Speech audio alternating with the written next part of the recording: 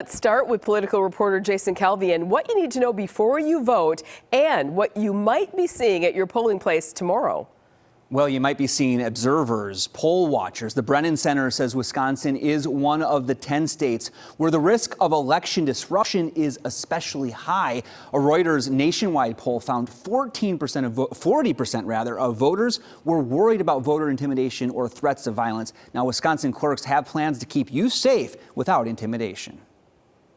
Watching Wisconsin vote. We've always had good success with our poll watchers. Wisconsin law allows anyone other than a candidate on the ballot to observe the election. It's really encouraging that so many people want to be engaged with the election process, want to observe it firsthand. Fort Worth Latino is training poll watchers. This is democracy. It's the freedom to vote and to vote without intimidation. They'll have 6 teams across the state. We'll be watching for any electioneering going on in a polling place or right directly outside of the polling place. Is there anybody trying to speak to voters as they're coming through the door? The group will also have a bank of attorneys taking calls on Election Day. We're always concerned, particularly after the last several election cycles. We've seen people show up at polling places with expressed purpose of trying to delay or disrupt things or to intimidate voters. In Arizona, armed men dressed in tactical gear watched drop boxes,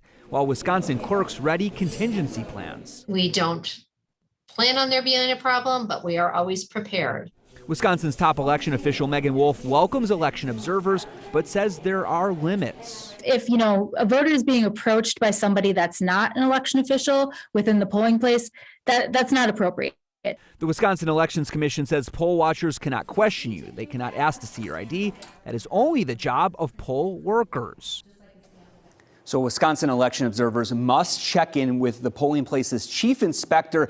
They cannot use cameras during voting, and they can do one thing. They can challenge a voter's eligibility if they have a reasonable basis for doing so, but they have to raise their objections with election workers, not with the voter.